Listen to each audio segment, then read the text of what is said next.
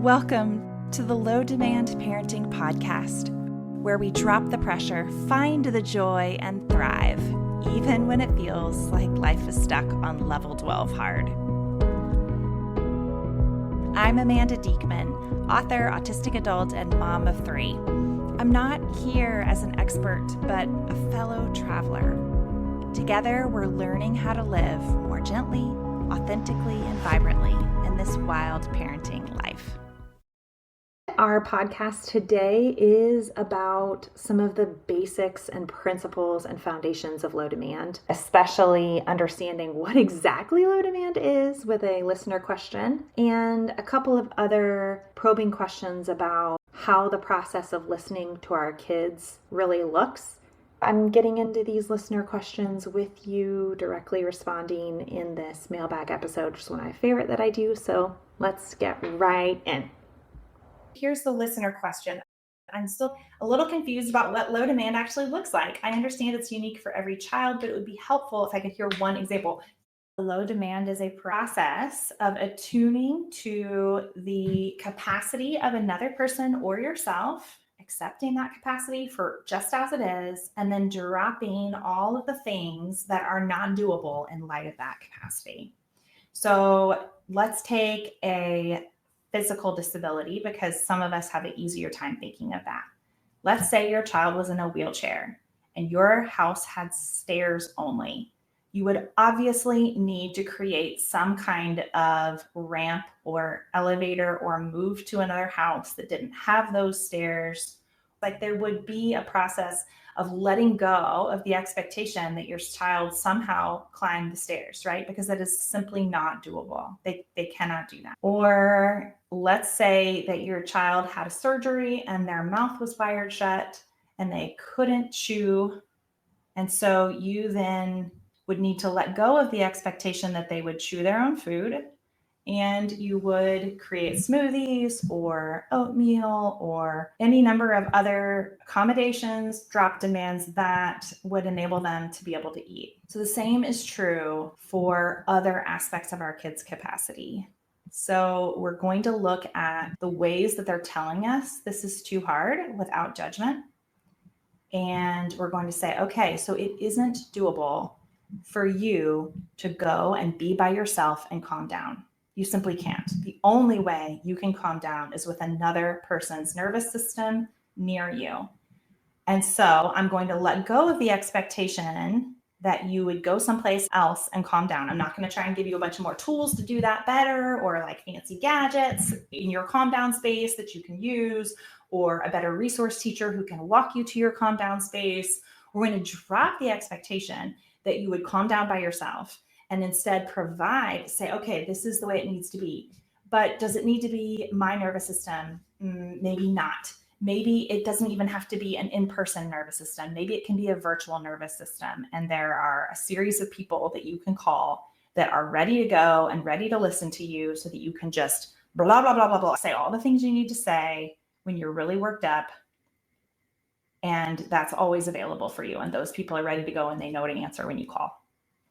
Or the cat. You go and pet the cat when you are feeling really activated, because you can't be alone, but you also can't be with me. So we're going to create something that drops the core demand while holding on to whatever is most important. So in this scenario, I'm imagining that not being with your kid, but accepting that they can't be alone is your stuck spot. And so then you find ways to drop the demands and increase the accommodations around that capacity.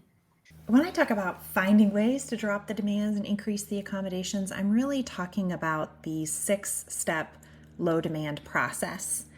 And I wanted to name that this is a clearly laid out process, because it can so often feel like we're just wandering through the woods with no path.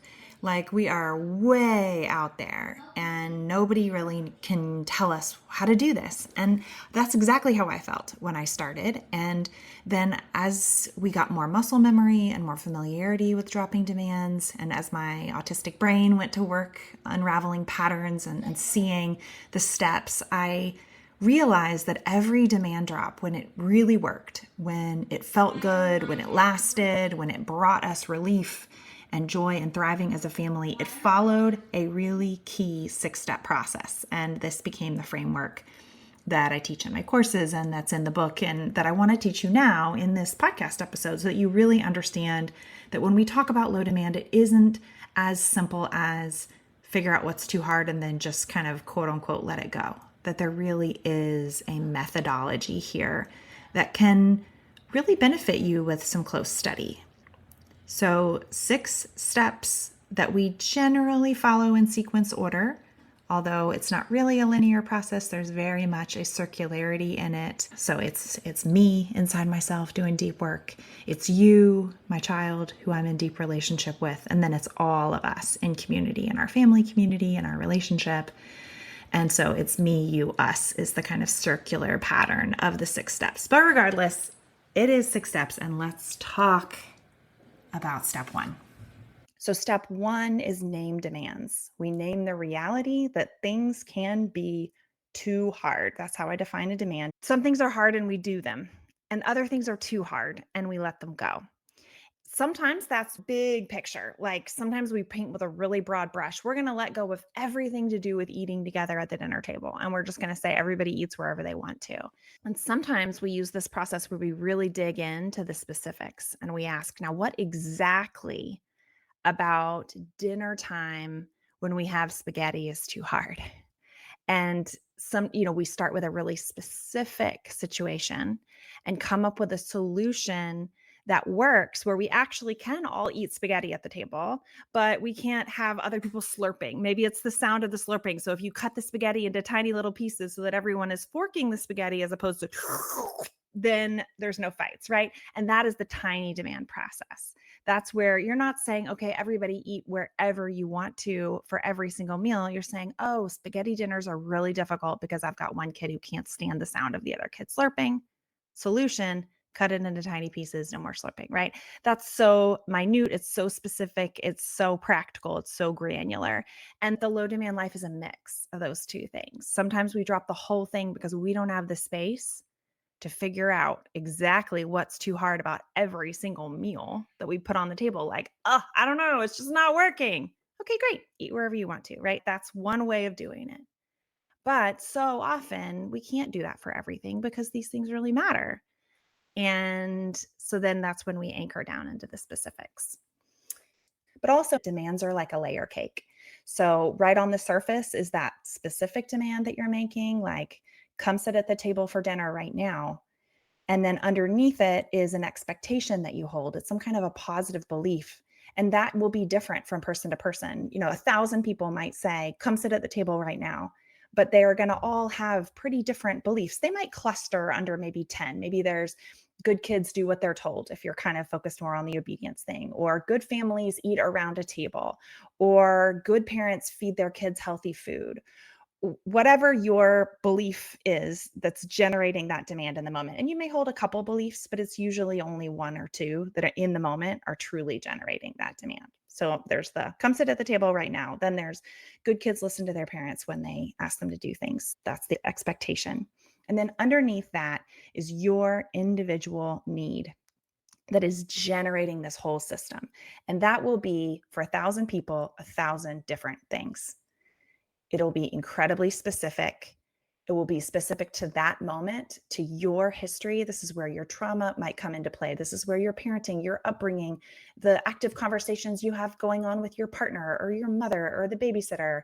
So that might be something like, sit at the table right now because I'm trying this new low demand thing. And I've told my husband that it is going to work and that we're going to see things get better. And you have to sit down because when you say, no, I don't want to eat the thing I just said I wanted 15 minutes ago, I only want to eat Cheetos, it becomes more ammunition for my husband who's like, this isn't working. We need to do something different. And so sit at the table right now. That's your adult need. That is underneath good kids listen to their parents, which is underneath come sit at the table right now. So every demand is a layer cake. So when you find yourself issuing a demand and you're like, why did I just do that? Or it's like on the tip of your lips and it's like trying to come out.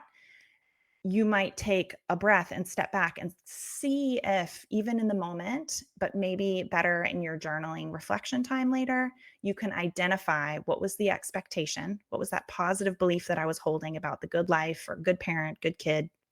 And then, to the degree that you can, name honestly what your need was underneath.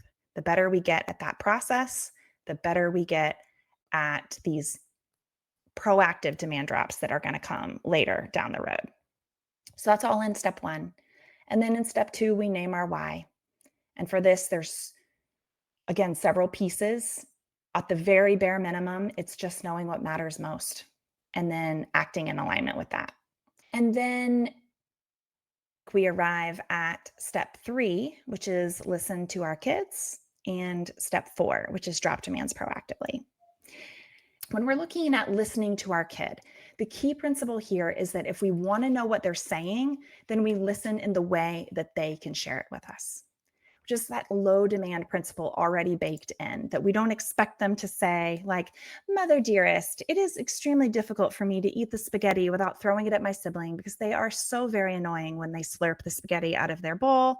And so I am submitting this to you with my best regards. Please never serve us spaghetti sitting next to each other. Love, your esteemed child." No, they just throw the spaghetti. And then you're like, what is this telling me? So the goal is to listen to them in the way that they can communicate, which is often through their bodies and behaviors. But we're going to break it down a little bit, just because this is one of the places where we are most triggered, is when our kids communicate with us in a way that reminds us of other people who've spoken to us that way in the past, or when it simply triggers our, like, kids aren't supposed to talk to their parents this way, which was likely has to do with how we were raised and what we were told about how we were and weren't allowed to speak to adults. So these are very old messages that a very young part of you absorbed, very young part of you. And that is what's coming up when your kid yells at you, throws spaghetti, hits their sibling, slams the door in your face, spits on your feet, refuses to take off their seatbelt, all the ways that they are communicating with you, right? That's communication.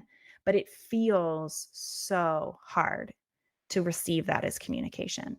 So that's why we are going to bring more of our analytical brain in, because that helps balance out that part of our brain that's like flipping out that, like, this is not okay and you can't do this to me and you are rude and right? That very highly emotional part of our brain needs balance with the part of our brain that can think things through in an orderly way. Remember, this is my beloved child who I desperately want to hear from. I do not want to shut them down. I want to know their experience. I really, really do.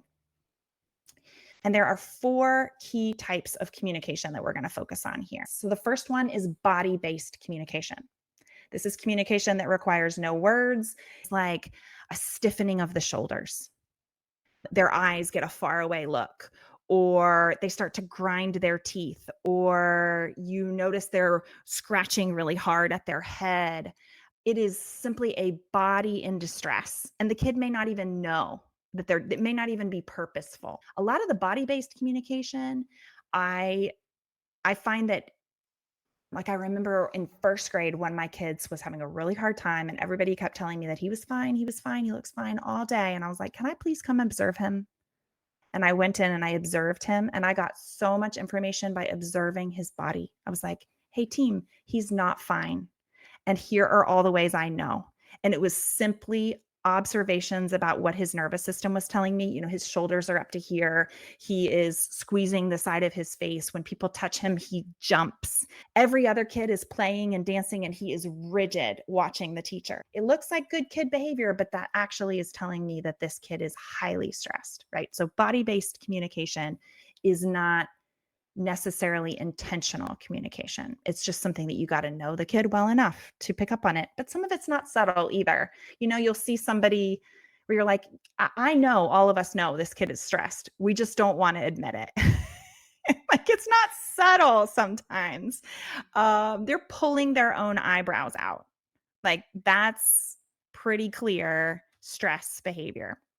Okay, so the number 2 is behavioral communication. So these are the things that require no words, but are still telling you really important things about what is happening for them.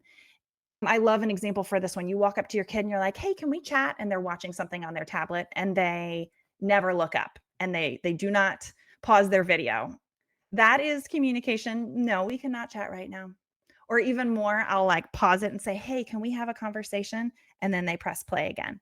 Again, no, we may not have a conversation right now, mother dearest. I do not have the capacity to converse with you in words. Dink, communication, right? No words need to be exchanged. Very clear communication. Then number 3 is freely shared communication. So I love this category. This is the category that parents are most likely to call rude or inappropriate or try to dismiss entirely. It's the stuff they yell at you. It's the stuff that in the middle of a meltdown, when you're like, "Hey, I love you. I'm always going to love you." And they yell at me, "No, you don't. You don't love me because," and then they're like, they tell you something really important. "You don't love me because you tell me to go outside and swing on the swings and I hate it when you do that." Right? So important.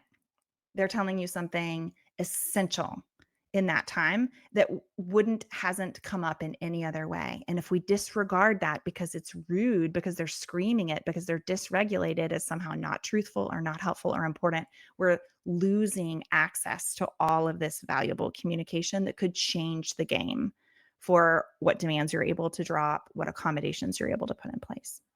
And then the last category is the one that most people only like, it's the only type of communication they want to allow, which is solicited communication, which is like, let's sit down and talk about this thing. I'm going to ask you a question and you're going to answer me in words. That's what most people want for all of their communication to be, but it's really only a quarter of it. And sometimes there was a season where I restricted myself to one question per day to my kid, one solicited bid for. So like that might be, "Are you hungry?" That's my only question I get to ask the entire day because he was so sensitive to solicited communication. It was the most likely thing to generate a meltdown. And so I made that boundary for myself. I'm allowed to ask you one question. So I was like, "So Amanda, you better make it count." If there's any way to do this without asking, do it that way. So when you're looking at a demand, again, we're digging into a specific situation. Not just come sit down at the table, but come sit at the table for dinner, right? So we can't do it for all meals because it might be really different at breakfast versus lunch versus dinner. So you're going to get as specific as you can and then just observe and brainstorm and think. This is a place where you can get on the same page with a partner who wants to be engaged and is just struggling to do so. This could be a great place to start. Just like, what do we see that's hard? What do we see that's happening? And you get it all down. What is all the body-based communication that you can see? What are the patterns of behavior? So maybe not just one-offs, but like, what do we see over and over and over again? What are the pattern behaviors that relate to this situation? And then the second question is, what meaningful communication can I understand from their behaviors? This is that translation process. And I actually encourage you to do this quite literally. So when somebody is doing something, you know how I use that like formal letter voice inside my head, like, "Dearest mother, I would formally like to submit." I'll do that partially because it's funny and it gets me giggling and out of my threat response, but partially because they're really genuinely trying to tell us something. They are trying to communicate.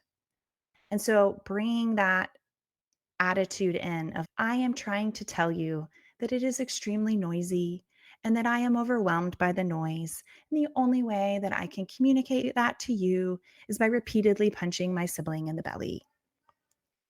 Right? But the meaningful communication is, it is very noisy in this space. It actually has nothing to do with the sibling or their belly or anything. It is simply meaningful communication about their state of auditory overwhelm. You've got all that, and you might know everything you need to know. So you may not need to ask them any questions at all. There may not need to be any solicited communication because it's perfectly clear what's too hard. But usually there's some things that we still don't know that we really want to know. We're really curious. They're like, "Hey, buddy, what is it that's too hard about coming home from soccer practice? What is it that's too hard about building Legos with grandma?" And you want to figure out a way to gain that information from them. I find that these things are wildly different from kid to kid, what is triggering versus safe. So you kind of have to learn to speak your kid's communication. What is the most gentle way that you can gain this information? And what are some creative ways that you might find it out together? What if they could be a real conversation partner with us, a collaborative, trusted partner in the journey, as opposed to somebody that we're in a power struggle with, where it's either them or it's us. We're trying to find that alignment and connection so that we can get proactive, so we can get out of dropping demands in the moment, which is when we're like, hey, pick up your clothes off the floor. No, I won't do it. You're a stupid butt. Okay, fine. I'll pick them up. Right. That's dropping demands in the moment. Proactive is, oh man, it really helps when we put on music and make it a family activity where we're all throwing clothes into the hamper. Then it's fun. It's no problem. It gets done. And even eventually I can put the music on and my kid loves doing it on their own, even without me doing it with them. Whoa, that's such a proactive way of getting clothes picked up. Or maybe even more proactive than that, we shift like what we do in our family, all clothing changes take place in the laundry room, so that the dirty clothes are already there in a pile on the floor in the laundry room, so they don't even have to be moved. And that's a proactive demand route that works for our whole family. So we keep clothes in the laundry room, clean clothes are in the laundry room, dirty clothes are in the laundry room, and that's where all changes happen. So yeah, it just takes out the need for the moving of clothes, right? So that's how we get into the proactive piece of the journey, is by listening really deeply to what's too hard for our kids and ourselves. And then we bring ourselves into the picture. We shift from trying to change our kids so that we can get our needs met to getting our needs met, whether our kids change or not. So that would be the difference between, okay, I need to get exercise, so you kid need to be able to stay in the YMCA nursery. So I got to get you to stay in the YMCA nursery so I can exercise, versus saying, oh, you can't leave the house, so I am going to learn to walk in front of my TV in the living room. I'm going to open the window for the fresh air.